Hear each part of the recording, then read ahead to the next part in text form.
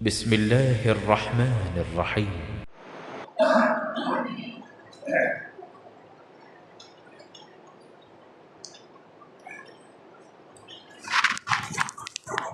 السلام عليكم ورحمة الله.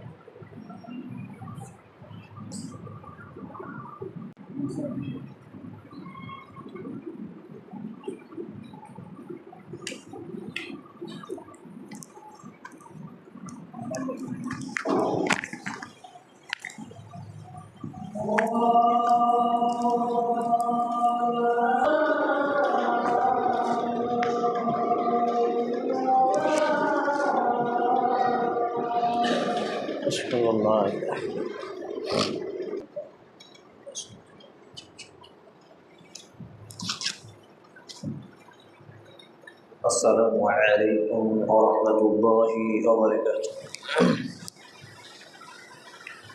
إن الحمد لله نحمده ونستعينه ونستغفره ونعوذ بالله من شرور أنفسنا ومن سيئات أعمالنا. من يهده الله فلا مضل له ومن يضلل فلا هادي له. ونشهد أن لا إله إلا الله وحده لا شريك له. ونشهد أن محمدا عبده ورسوله. يا أيها الذين آمنوا اتقوا الله حق تقاته ولا تموتن إلا وأنتم مسلمون. يا أيها الناس اتقوا ربكم الذي خلقكم من نفس واحدة وخلق منها زوجها وبث منهما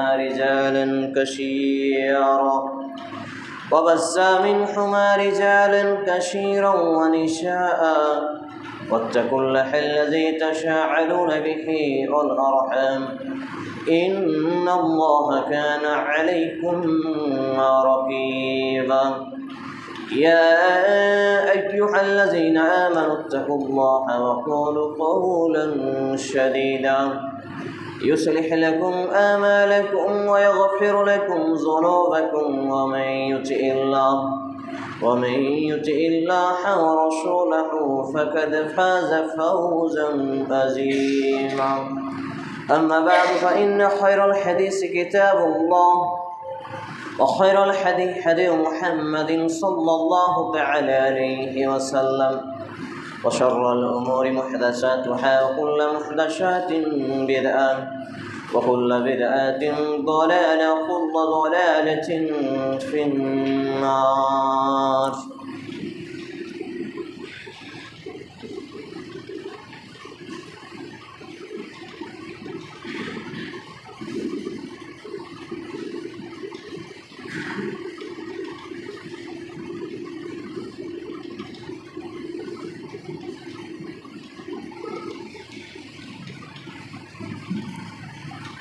الحمد لله رب العالمين والصلاة والسلام على رسوله الكريم وعلى آله وصحبه أجمعين. أما بعد، قال الله تعالى في كلامه المزيد والفرقانه الحميد: أعوذ بالله السميع العليم من الشيطان الرجيم.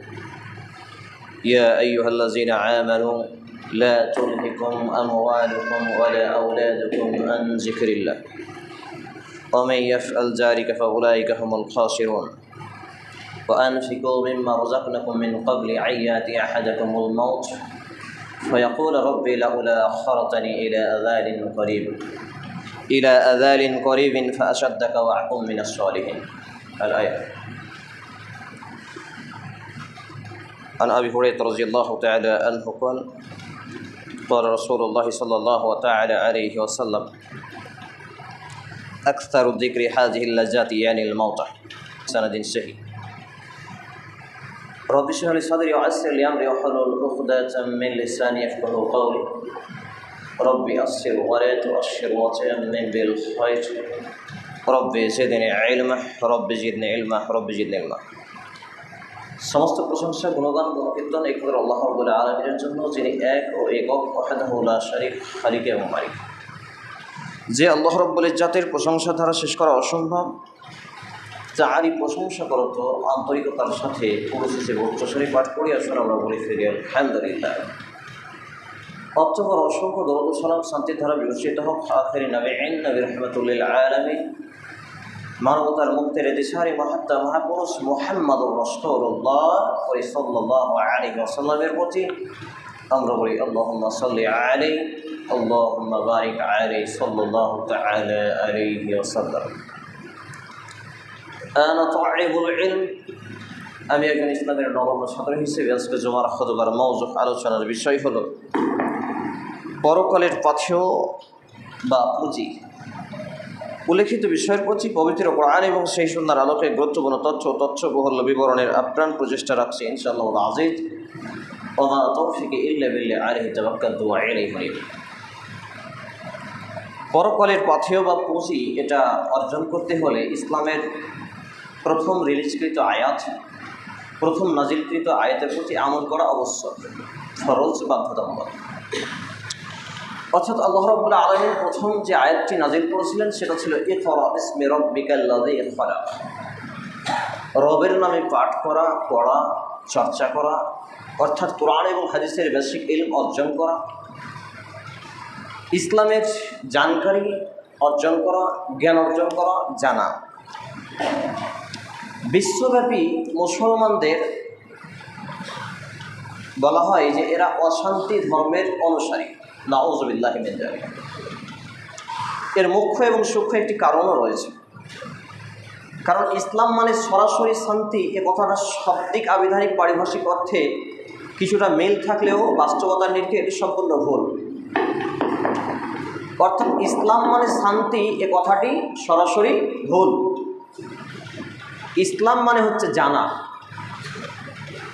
কারণ ওয়াজানার নাম কোনোদিন ইসলাম নয়, কারণ মূর্খতাকে, ওয়াজানাকে ইসলাম কোনোদিন অ্যাকসেপ্ট করে না, গ্রহণ করে না। আর এই জানকারির মাধ্যম দিয়েই মূলত আসে শান্তি।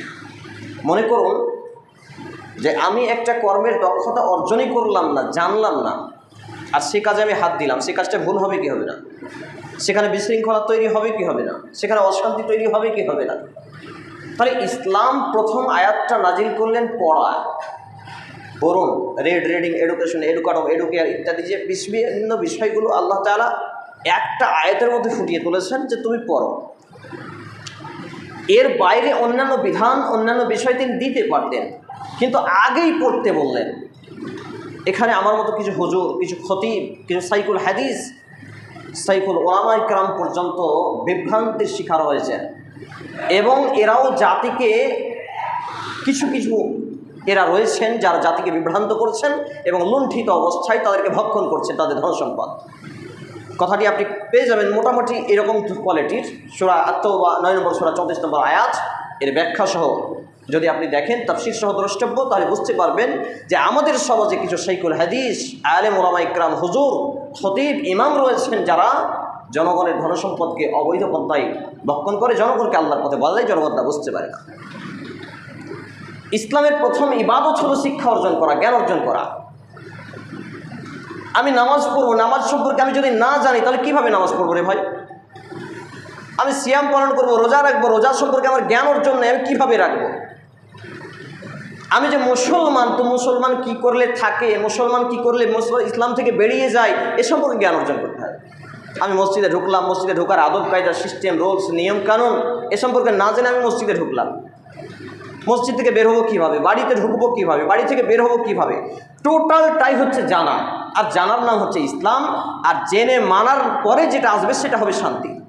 কিন্তু ডাইরেক্টলি এরা আবার প্রচার করছে ইসলাম মানে শান্তি, আর হিন্দু, খ্রিস্টান, ডোম, চামারা, মেছর, বিভিন্ন বৌদ্ধ, জৈন, বিশ্ব মিডিয়া সহ তারা প্রচার করছে মুসলমান মানে অশান্তির ধর্ম, মুসলমান অনুসারী হলো অশান্তির ধর্মের, আর ইসলাম মানে অশান্তির ধর্ম, জঙ্গিবাদের ধর্ম, টেররিস্ট, দেশদ্রোহী, আতঙ্কবাদী, উগ্রপন্থী ইত্যাদি ইত্যাদি। আস্তাগফিরুল্লাহ। তাহলে ইসলাম মানে প্রথম জানা। আজকে এই সোশ্যাল মিডিয়ার অবদানে আপনি দেখতে পাবেন, বিশেষ করে যারা ট্যালেন্টেড এবং এডুকেটেড, অর্থাৎ যারা শিক্ষিত ব্যক্তি এবং চতুর্মুখী ইলম রাখেন, তাদের দেখবেন যে কোনো ধর্ম বর্ণের জাতি নির্বিশেষে তারা কোনো ধর্মকে কটাক্ষ বা ছোট করে না। কেন? তারা জানে, পড়াশোনা করে। গত কয়েকদিন আগে দুইটা অমুসলিম ব্যক্তি ফেসবুকে পোস্ট করেছেন যে ইসলাম কি শুধুমাত্র কোরআন তেলাওয়াত করার নাম? সুললিত কণ্ঠে হাফেজকারীরা তেলাওয়াত করে দিলেন, ইল্লা মাশাআল্লাহ, ভালো কাজ। শুধু তেলাওয়াতে সীমাবদ্ধ থাকাই কি ইসলাম? না। অথচ ওই সব হাফেজকারীদের মুখে দেখবেন হস্তক্ষেপ মুক্ত দাড়ি নেই, টাকুনের উপরে পোশাক নেই, হালাল হারামের বাক বিবেচনা নেই, সলাতের পাশে হেফাজত নেই, তার যদি থাকে তার পরিবারের নেই, তার স্ত্রী বেপর্দা, ছেলে মেয়ে বেহিল্লাপনা করে বেড়ায়, ইত্যাদি ইত্যাদি। এইভাবে ইসলামকে কুলুষিত করেছে এই কোয়ালিটির লোকগুলো।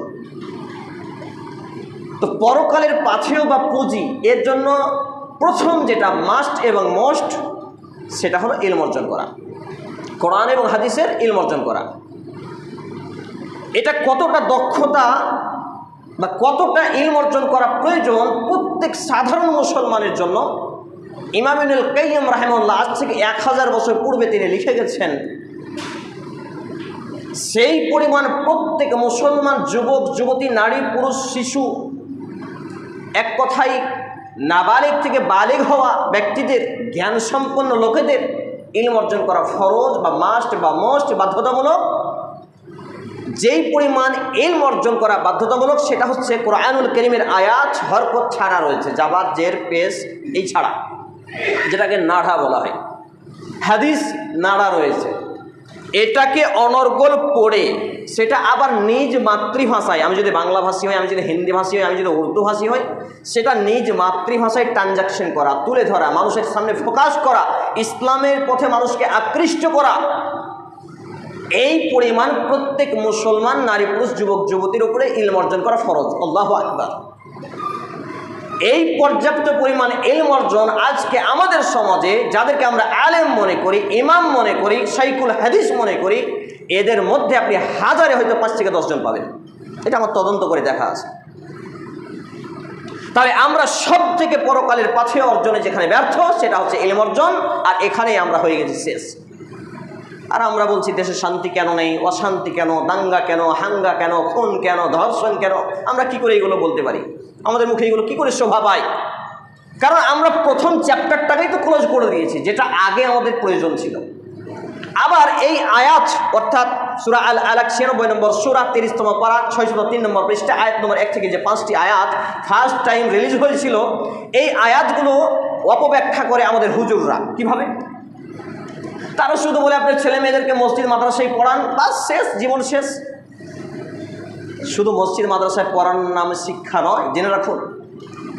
এরা শুধু কোরআন পড়াকেই শিক্ষার মধ্যে সীমাবদ্ধ করেছে, মানে এরা কোরআনের আয়াতকে বিকৃত করেছে।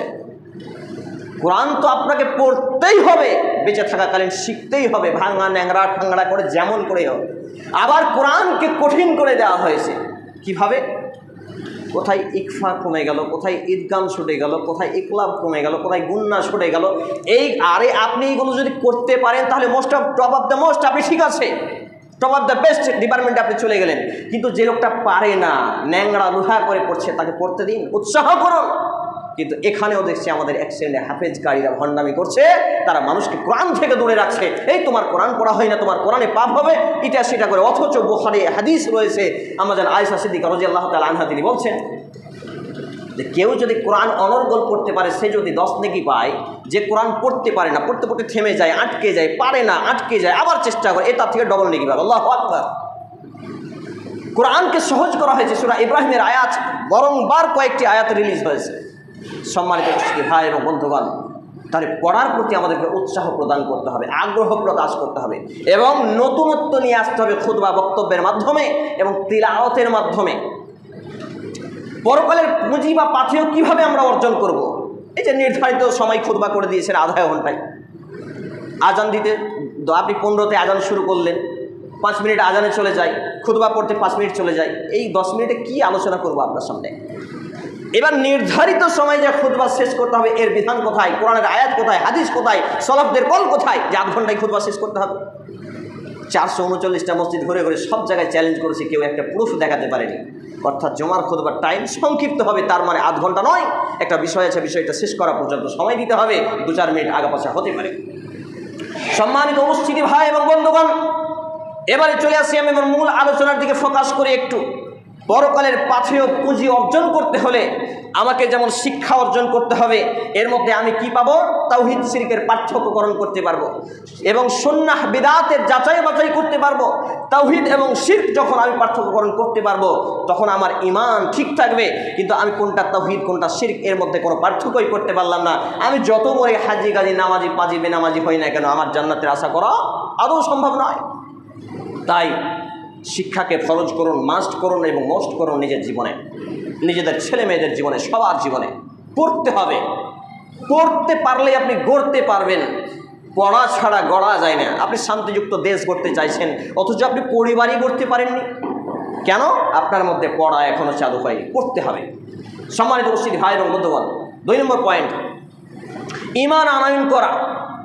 এই ঈমান আপনার আসবে তখনই যখন আপনার মধ্যে শিক্ষার বীজ বপন হবে, যখন আপনার মধ্যে কোরআন এবং সুন্নাহর বেসিক ইলম অর্জন থাকবে।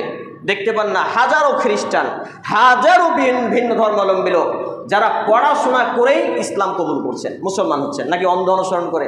না, যারা অমুসলিম থেকে ইসলাম গ্রহণ করে তারা পড়াশোনা করে।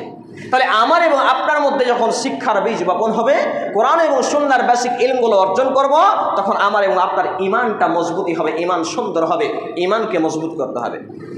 নাম্বার 3, পরকালের পাথেয় অর্জনের মৌলিক শর্তাবলীর মধ্যে এই 3টি প্রাথমিক লেভেলে লাগবেই, নইলে আপনি যতই নামাজের হজ জাকাত কবুল করেন না কেন, কোনো কিছু কবুল হবে না। সেটা হচ্ছে সালাত কায়েম করা। দিনে এবং রাতে 5 ওয়াক্ত সালাত নামাজ ত্যাগকারী ব্যক্তির কোনো আমল কবুল করবেন না আল্লাহ তাআলা। মনে করুন আপনি 1 ওয়াক্ত নামাজ আদায় করেন সপ্তাহে, এই যে জুমার দিন আমরা এসেছি, এই জুমার দিনে আসতে হবে, এই সেন্সটা কে জাগ্রত করলো? এই ঈমানটা আমার আপনার অন্তরে কে দিল? আমরা জানি, খুতবায় শুনেছি, বক্তব্যে শুনেছি। তো এই জানকারিটা যখন আমাদের এখানে এলো যে সপ্তাহে 1 দিন যেতেই হবে মসজিদে, না গেলে অনেক লেবার মিস্ত্রি 5 ওয়াক্ত নামাজ পড়েন না, কিন্তু শুক্রবারের দিন কাজে যাবেন না কেন? জুমাটা পড়তে যাবেন। তাহলে আপনাকে এই জুমাতে আসতে হবে, এই বিধান কে দিল? আপনি বলবেন আল্লাহ দিয়েছে। তো আপনাকে যেই আল্লাহ জুমায় আসতে হবে বিধান দিলেন, সেই আল্লাহ কি আপনাকে 5 বার মসজিদে আসতে হবে এই বিধান দেননি? নাউযুবিল্লাহি মিন যালিক। আমার কথা বুঝতে পারছেন? যদি সেই আল্লাহ দিনে এবং রাতে 5 ওয়াক্ত মসজিদে আসার হাজিরা দেওয়ার বিধান দিয়ে থাকেন, তাহলে আমি এবং আপনি কি আল্লাহর বিধানকে অস্বীকার করছি না, অমান্য করছি না? তাহলে পরকালের পাথেয় বা পুঁজিগুলো কি নষ্ট করছি না? তাহলে দিনে এবং রাতে 5 ওয়াক্ত নামাজ আদায় করার উদাহরণ আমি দিয়ে থাকি একটা বালতির মতো। মনে করুন আমি আপনি পানি ধরব, তো পানি ধরার জন্য বালতি বা আর কিছু নেবেন, ঠিক আছে, আমি বালতির উদাহরণ দিই। তো বালতির তলাটা যদি ছিদ্র থাকে, ফুটা থাকে, ফাটা থাকে, পানি স্টক হবে? সবই তো গড়িয়ে পড়ে যাবে। তা আমার এবং আপনার ঈমান আছে, আমার এবং আপনার শিক্ষা আছে, আমার এবং আপনার বিশ্বাস আছে। এই ঈমানটাকে টিকিয়ে রাখার জন্য কিসের প্রয়োজন? সালাতের প্রয়োজন। আমার এবং আপনার পানিটাকে টিকিয়ে রাখার জন্য একটা ভালো বালতি প্রয়োজন, ফুটা বালতিতে হবে না। পানিটাকে জমা রাখার জন্য ভালো বালতির প্রয়োজন। তো একই রকমভাবে আমার এবং আপনার ঈমানটাকে টিকিয়ে রাখার জন্য, বাঁচিয়ে রাখার জন্য দিনে এবং রাতে 5 ওয়াক্ত সালাত নামাজের প্রয়োজন। আবু হুরায়রা রাদিয়াল্লাহু তাআলা আনহু থেকে বর্ণিত হাদিস, নবী মুহাম্মদুর রাসূলুল্লাহ সাল্লাল্লাহু আলাইহি সাল্লাম বলেছেন, কিয়ামতের মাঠে বান্দার অর্থাৎ আদম সন্তানের মানুষের প্রথম হিসাব নেওয়া হবে সালাতের নামাজে। যদি কারো নামাজে কম বেশি থাকে, শূন্য স্থান থাকে, মনে করুন আমার আপনার নামাজ ফরজ হয়েছে 7 থেকে 10 বছরের মধ্যে, এবার আমি আপনি নামাজ ধরলামই 40 বছর বয়সে, বুড়াতিকালে, তো এই যে বাকি 30 বছরের নামাজের হিসাবটা কি হবে না? ভাবছেন হবে না? অবশ্যই হবে। এবার দেখা গেল আমি যদি তওবা করেছি যে আল্লাহ আমি নামাজ ছেড়ে দিয়েছি, তওবা করেছি, আল্লাহ তো ক্ষমা করেন, শিরক ছাড়া সব গুনাহ ক্ষমা করেন, এবং এমনকি মৃত্যুর আগে শিরকের গুনাহ পর্যন্ত তিনি ক্ষমা করেন, মৃত্যুর পরে শিরকের গুনাহ ক্ষমা করেন না। তাহলে আল্লাহ তাআলা ক্ষমা করতে পারেন, কিন্তু আমি তওবা করেছি, ঢং ছিল না, তওবা করেছি, তওবা আল্লাহর পর্যন্ত পৌঁছায়নি, তওবা করেছি, তওবা ঠিকভাবে করার নিয়ম সিস্টেম জানি না, মানে কবুল হয়নি এক কথায়। তাহলে সেই সালাতের হিসাব কি হবে? এই জন্য এই একটা হাদিসটা থেকে প্রমাণ হয় যে কিয়ামতের মাঠে বান্দার নফল সালাতের তালাশি নেওয়া হবে, খোঁজ নেওয়া হবে। নফল বলতে জোহরের পূর্বে 4, পরে 4 বা পরে 2, ফজরের পূর্বে 2, আসরের পূর্বে পরে নেই, মাগরিবের পূর্বে আপনার যে তাহিয়াতুল মসজিদ 2 রাকাত, পরে 2 রাকাত, এশারের পূর্বে নেই, পরে 2, 1 বেতের। এইভাবে দিনে এবং রাতে 12 রাকাত সালাতকে, বিশেষ করে এটাকে বলা হয় সুন্নাতে রাতেবা। এই সুন্নাতে রাতেবা আর সুন্নাতে মুআক্কাদা আলাদা। সুন্নাতে রাতেবা হলো ফরজের আগে পাশে যেগুলোকে নবী মুহাম্মদ সাল্লাল্লাহু আলাইহি সাল্লাম নির্ধারণ করেছেন। তো এই সুন্নাতগুলো এছাড়াও তাহিয়াতুল মসজিদ, তাহিয়াতুল ওযু, তাহাজ্জুদ, এই বিভিন্ন সালাত, চাস্তের সালাত, এইগুলোর মাধ্যম দিয়ে তার শূন্য স্থান পূরণ করা হবে। দেখা গেল শূন্য স্থান পূরণ হলো না। সিলসিলা আহাদিস সহিহ হাদিস নাম্বার 1358 নম্বর হাদিস, নবী মুহাম্মদ রাসূল সাল্লাল্লাহু আলাইহি সাল্লাম বলছেন, যদি তার সালাতের হিসাবটা শূন্য স্থান পূরণ হয়ে যায়, মানে খিলাফ হয়ে যায়, তাহলে তার সব আমলের হিসাব সহজ হয়ে যাবে, তার হিসাব গ্রহণ করা হবে, অর্থাৎ সে জান্নাতে যাওয়া সহজ হবে। কিন্তু যে ব্যক্তির সালাতের নামাজের হিসাবেই গরমিল রয়েছে, শূন্য স্থান পূরণ হয়নি, নামাজ ছেড়ে ছেড়ে পড়ে, আধা নামাজি, দেরিতে শুরু করেছে, তওবা করেছে, কবুল হয়নি, ইত্যাদি ইত্যাদি, তাহলে সেই ব্যক্তির, সেই মানুষটার কোনো আমল আল্লাহ গ্রহণ করবেন না। নাউযুবিল্লাহি মিন যালিক। কোনো কিছু কাজে লাগবে না। বড় বড় কুরবানি, বড় বড় দান, মসজিদ মাদ্রাসায় দান, আরও কিছু কিচ্ছু কাজে লাগবে না যদি আপনার দিনে এবং রাতে 5 ওয়াক্ত সালাত না থাকে। কেমন? পালতিটা যদি ফুটা থাকে, বালতি যদি ভালো না থাকে, পানি ধরে রাখলে যেমন পানি জমা হবে না, আমার আপনার কোনো নেকি জমা হবে না যদি তাওহীদের পরে সালাতের বাস্তবায়ন না থাকে। নাম্বার 4, সেটা হলো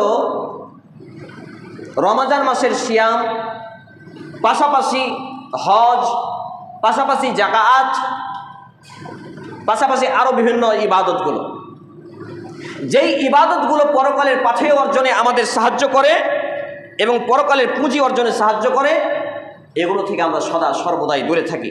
তারপরে দ্বিতীয় খুতবা পাঠের পরে আপনাদের সামনে যে আয়াতটি পাঠ করেছি, সেই আয়াতটি একটু দৃষ্টি আকর্ষণ করি, তাহলে বুঝতে সুবিধা হবে আমার আলোচনা যে আমি কী বোঝাতে চাচ্ছি। আল্লাহ তাআলা বলছেন, আউযু বিল্লাহি মিনাশ শাইতানির রাজিম, ইয়া আইয়ুহাল্লাযীনা আমানু লা তুলহিকুম আমওয়ালুকুম ওয়ালা আওলাদুকুম আন যিকরিল্লাহ ওয়া মান ইয়াফআল যালিকা ফাউলাইকা হুমুল খাসিরুন। সূরা আল মুনাফিকুন 63 নম্বর সূরা, 28তম পারা, 555 নম্বর পৃষ্ঠা, আয়াত নম্বর 9। আল্লাহ তাআলা বলছেন, হে ঈমানওয়ালারা, দেখুন, মানে ঈমান আছে এটা প্রমাণ করবে আমার এবং আপনার নামাজে, এই আয়াত তার প্রমাণ। হে ঈমানওয়ালারা, লা তুলহিকুম আমওয়ালুকুম ওয়ালা আওলাদুকুম আন যিকরিল্লাহ। এখানে আল্লাহর জিকির বলতে সালাতকে বোঝানো হয়েছে। কোন কোন আয়াতে আল্লাহর জিকির বলতে তেলাওয়াত বোঝানো হয়, কোন কোন আল্লাহর আয়াতে আল্লাহর জিকির বলতে আপনার সুবহানাল্লাহ, আলহামদুলিল্লাহ, আল্লাহু আকবার, যে তাসবিহ, তাহলিল, তাহমিদ, এই সবগুলোকে বোঝানো হয়। কিন্তু এখানে আল্লাহ রাব্বুল আলামিন জিকির বলতে সালাতকে বুঝিয়েছেন।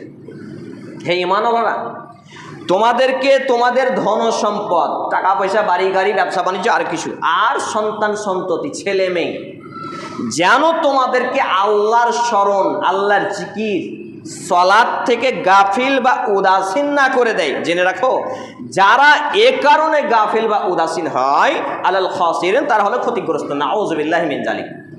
এই আয়াতটা খুবই ভাবিয়ে তুলি। সেটা হলো যে আল্লাহ তাআলা বলছেন তোমাদের ধন আর সম্পদ। দেখেন, আমাদের কিন্তু ধন আর সম্পদ আমাদেরকে নামাজে বিরত রাখে। এইটা যদি করি একটু কমে যাবে টাকা পয়সা। আর সন্তান আর সন্ততি, ছেলে আর মেয়ে, আমি যদি এই কামাইটা না করি তো ছেলে মেয়ে ভালো স্কুলে পড়তে পারবে না, ভালো মন্দ খেতে পারবে না, ভালো ড্রেস পোশাক পরতে পারবে না, ইত্যাদি ইত্যাদি। এইভাবে আমরা নামাজ ত্যাগ করি। কিন্তু বলছে তোমাদেরকে উদাসীন না করে, গাফেল না করে, ভুলিয়ে না রাখে, বাধা না দেয়। যদি বাধা দেয় এই কারণ, টাকা পয়সা, ধনসম্পদ, বাড়ি গাড়ি, অট্টালিকা, ব্যবসা বাণিজ্য, কিংবা ছেলে মেয়ে, তাহলে জেনে রাখো তোমরা হবে ক্ষতিগ্রস্ত। যদি ক্ষতিগ্রস্তটা আমরা বুঝতাম, ওয়াল্লাহি আল্লাহর কসম, ওয়াল্লাহি আল্লাহর কসম, ওয়াল্লাহি আল্লাহর কসম, কোরআন এবং হাদিসে বর্ণিত ক্ষতিগ্রস্ত যদি আমরা বুঝতে পারতাম, আজান হওয়ার 2-4 ঘন্টা আগেই মসজিদে লাইন দিয়ে চলে আসতাম। কোরআন এবং হাদিসে আলাল খাসিরিন এই শব্দটা যখনই ব্যবহৃত হয়েছে, তখন হলো সে ব্যক্তি জাহান্নামে চলেই গেছে, জান্নাত হারিয়েই দিয়েছে। নাউযুবিল্লাহি মিন যালিক। কত বড় ক্ষতিগ্রস্ত। ব্যবসায়ী 5 লাখ টাকা ক্ষতি হয়ে গেল, আবার আল্লাহ চাইলে ব্যবসা ফিরে আসবে, 10 লাখ টাকা উপার্জন হবে, কিন্তু এটা নয়, জাহান্নামে চলেই গেছে, জান্নাত হারিয়ে দিয়েছে, এটা হচ্ছে ক্ষতিগ্রস্ত। আয়াত নম্বর 10 আল্লাহ তাআলা বলছেন, ওয়া আনফিকু মিম্মা রাযাকনাকুম মিন ক্বাবলি আইয়াতি আহাদাকুমুল মাউত ফায়াকুলু রাব্বি লাউলা আখখারতানি ইলা আযালিন করিবিন ফাআসাদ্দাকা ওয়া আকুম মিনাস সালিহিন ওয়া লা ইউআখিরুল্লাহু নাফসান ইযা জাআ আজালুহা আল্লাহু খাবীরুম বিমা তা'মালুন। চিন্তা করেন আল্লাহ তাআলা 10 এবং 11 নম্বর আয়াতটি কি বলছেন, যে আমি তোমাদেরকে এরপরে নেক্সট টাইম আমি তোমাদেরকে যে রিজিক দিয়েছি, মানে সালাত কায়েমের পর, তা থেকে তোমরা মৃত্যু আসার আগেই মরণ আসার আগেই ব্যয় করো। কোথায় ব্যয় করবেন? মসজিদ মাদ্রাসা ব্যয় করা আমরা ভালোই বুঝি, মসজিদ মাদ্রাসায় দান করা আমরা ভালোই বুঝি। আপনার বাড়ির পাশে একটা হিন্দু যদি থাকে, খেতে পায় না, ফ্যান নেই, লাইন নেই, বাড়ি করতে পারে না, তাকেও যে সাহায্য করা আল্লাহর পথে ব্যয়, এটা আমরা বুঝি না। আপনার বাড়ির পাশে রাস্তার আগাদিকে পানি জমে আছে, গাড্ডা হয়ে আছে, খাল হয়ে আছে, ওইটাকে সংস্কার করা, ওর পেছনে মেহনত করা, খরচ করা, এটাও যে দান, এটা আমাদের জ্ঞান নেই, বোঝাতে পারছি না। আপনার বাড়ির পাশে একটা দরিদ্র অসহায় মুসলিম হোক, যে কোনো ধর্মাবলম্বী হোক, সে লোকটার প্রয়োজন আছে 4টা ফ্যান, তার বাড়িতে আছে 1টা ফ্যান, তার প্রয়োজন রয়েছে 3টা ঘর, তার ঘর আছে 1টা, তাকেও যে সাহায্য সহযোগিতা করা, এটাও যে দান, এটা আমরা বুঝি না। সম্মানিত উপস্থিতি ভাই এবং বন্ধুগণ, লাইব্রেরি নির্মাণ করা, দাওয়াত সেন্টার নির্মাণ করা, তারপর আপনার দাওয়াতি কাজে ব্যয় করা, এটাও যে আল্লাহর পথে দান, এটা আমরা বুঝি না। শুধু আমরা জানি মসজিদ আর মাদ্রাসায় দিতে হলে দান হয়, এগুলো মূলত আমাদের হুজুররা শিখিয়েছে, কোরআন এবং হাদিসের অপবিকৃতি করে এইগুলো শিখিয়েছে। সম্মানিত উপস্থিতি ভাই এবং বন্ধুগণ, অন্যথায় মৃত্যুর সময় ঘনিয়ে এলে সে লোক বলবে, আল্লাহ আমাকে কিছু সময় একটু ছাড় দেন, তাহলে মৃত্যুর ফেরেশতা দেখা মাত্র, এখনো মৃত্যু হয়নি, মালাকুল মউতের যে ভয়ঙ্কর রূপ, এই রূপ দেখা মাত্রই সে বলবে যে আল্লাহ আমাকে কিছু সময়ের অবকাশ দেন, তাহলে আমি কি করব, আপনার পথে সব সাদাকা করে দেব, দান করে দেব, আর আমলে সলে করব। আল্লাহ তাআলা বলছেন, কিন্তু প্রত্যেক ব্যক্তির নির্ধারিত সময় যখন চলে আসে, তখন আল্লাহ তাআলা কাউকে অবকাশ দেন না, আর তোমরা যা করো সে বিষয়ে আল্লাহ তাআলা খবর রাখেন। সম্মানিত উপস্থিতি ভাই এবং বন্ধুগণ, আলোচনার শেষাংশে এসে আপনাকে যে মেসেজটি দিতে যাচ্ছি, যে আমাদেরকে সালাত কায়েমের পরেই দান এবং সাদাকায় অংশ নেওয়া, এটি হচ্ছে জান্নাতের যাওয়ার সহজ পথ, পরকালের পাথে অর্জনের, পুঁজি অর্জনের সহজ পথ, যেইগুলো আমি এবং আপনি আদৌ বুঝি না। যে হাদিসটি আপনাদের সামনে দ্বিতীয় খুতবার পরে তৃতীয় রাউন্ডে পাঠ করেছিলাম, দ্বিতীয় রাউন্ডে পাঠ করেছিলাম, সেটি একটু টাচ দিয়ে আলোচনা গুটিয়ে ফেলবো।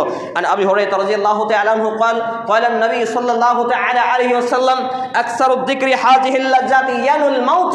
আবু হুরায়রা রাদিয়াল্লাহু তাআলা তিনি বলেন, নবী মুহাম্মদ রাসূল সাল্লাল্লাহু আলাইহি সাল্লাম বলেছেন যে তোমরা জীবনের স্বাদ নষ্টকারী, আনন্দ নষ্টকারী, দুনিয়ার বিলাসিতা নষ্টকারী, ধন সম্পদের প্রতিযোগিতা নষ্টকারী, বাড়ি গাড়ি অট্টালিকা অহংকার নষ্টকারী জিনিসটার একটু বেশি স্মরণ করো, সেটা হচ্ছে ইয়ানিল মাউতা, অর্থাৎ মৃত্যুর কথা বেশি স্মরণ করো।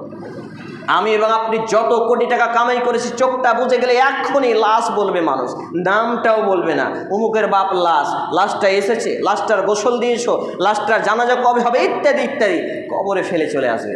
আপনার স্ত্রী 2 দিন রাখবে না, যে থাক আমার স্বামীটা এত বছর সংসার করলাম, একটু আমার কাছে থাক, দুরাত রাখবে না। আপনার ছেলে মেয়ে রাখবে না। এই ধন সম্পদ, ছেলে মেয়ে, আত্মীয় স্বজনের জন্য আপনি যা করেছেন অর্জন, কেউ কিচ্ছু মনে রাখবে না, সব ভুলে যাবে, বিলাসিতার জীবনে পড়ে যাবে, আমাকে আপনাকে মনে রাখবে না। এই জিনিসটার প্রতি একটু বেশি স্মরণ করেন, পাপ কমবে, নেকি বাড়বে, পরকালের পুঁজি অর্জিত হবে, অন্যায় কমে যাবে, রাহাজানি কমে যাবে, সব কিছু অশ্লীলতা, বেহায়াপনা সব কমে যাবে এবং অবিচার কমে যাবে, ইনসাফ জাগ্রত হবে। সেটা হচ্ছে ইয়ানিল মাউতা, মৃত্যুর কথা বেশি স্মরণ করো। আমার এবং আপনার মৃত্যুর কথা ভুলেই যাই, মৃত্যুর আলোচনা শুনলে ভয় পাই, বক্তব্য যদি মোবাইলে আসে স্ক্রল আপ ডাউন করতে গিয়ে, তাহলে মৃত্যুর বিষয়টা এড়িয়ে যাই, সরিয়ে ফেলি, অন্য বক্তব্য শুনি। এই হচ্ছে আমাদের নীতি। অথচ মৃত্যুকে স্মরণ করা হচ্ছে মুমিনের গুণ। ইসলামের একটা বেসিক ইলম অর্জনের এটি একটি মাধ্যম, মৃত্যু সম্পর্কে জ্ঞান অর্জন করা। হাদিসটি বর্ণিত ইবনে মাজাহ গ্রন্থের হাদিস নাম্বার 4258 সহ বিভিন্ন গ্রন্থ হাদিসটি রয়েছে। সম্মানিত উপস্থিতি ভাই এবং বন্ধুগণ, আলোচনা গুটিয়ে ফেললাম এখানে যে আসুন আমরা পরকালের পাথেও পুঁজি অর্জন করি, গঠন করি। আমাদের পরকালের পাথেও এবং পুঁজি অর্জন বা গঠন করা ছাড়া, তৈরি করা ছাড়া কোনো বিকল্প রাস্তা নেই। একাকী ঘরে, একাকী কবরে, অন্ধকার জায়গায় পড়ে থাকতে হবে। রাস্তার পাশে দিয়ে বাপ যাবে, ছেলে যাবে, আত্মীয় স্বজন যাবে, কেউ দেখবে না যে কীভাবে আছে। শাস্তি আমাকে আপনাকে ভোগ করতে হবে। আল্লাহ রাব্বুল আলামিন যতগুলো কথা বললাম সমস্ত কথাগুলো আগে আমাকে উপস্থিত ভাই এবং বাবাজনকে মেনে চলার তৌফিক নসিব করুন। আমরা বলি আল্লাহুম্মা আমিন। হে আল্লাহ রাব্বুল আলামিন, আমরা যারা অসুস্থ আমাদেরকে পূর্ণ সিফায়ে কামিলা আজিলা দিন। আমরা বলি আল্লাহুম্মা আমিন। হে আল্লাহ রাব্বুল আলামিন, আমরা যারা অভাবী আমাদেরকে অভাবমুক্ত জীবিকা নির্বাহ করার তৌফিক নসিব করুন। আমরা বলি আল্লাহুম্মা আমিন। হে আল্লাহ সুবহানাহু ওয়া তাআলা, আমাদের যারা মুসলমান হয়ে মৃত্যুবরণ করছে প্রত্যেকের বাপ মা ভাই বোন আত্মীয় স্বজন, জানি না তারা অন্ধকার কবরে কীভাবে রয়েছে, আল্লাহ তাদের জীবনের ভুল ত্রুটি ক্ষমা করুন, তাদের কবরের শান্তির বিছানা বিছিয়ে দিন, তাদেরকে জান্নাতুল ফেরদাউস নসিব করুন। আমরা বলি আল্লাহুম্মা আমিন।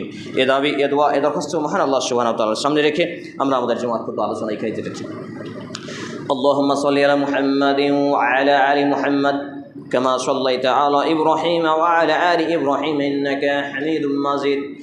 اللهم بارك على محمد وعلى آل محمد كما باركت على إبراهيم وعلى آل إبراهيم إنك حميد مجيد. سبحان ربك رب العزة عما يصفون وسلام على المرسلين وآخر دعوانا الحمد لله رب العالمين. والسلام عليكم ورحمة الله. استنى دي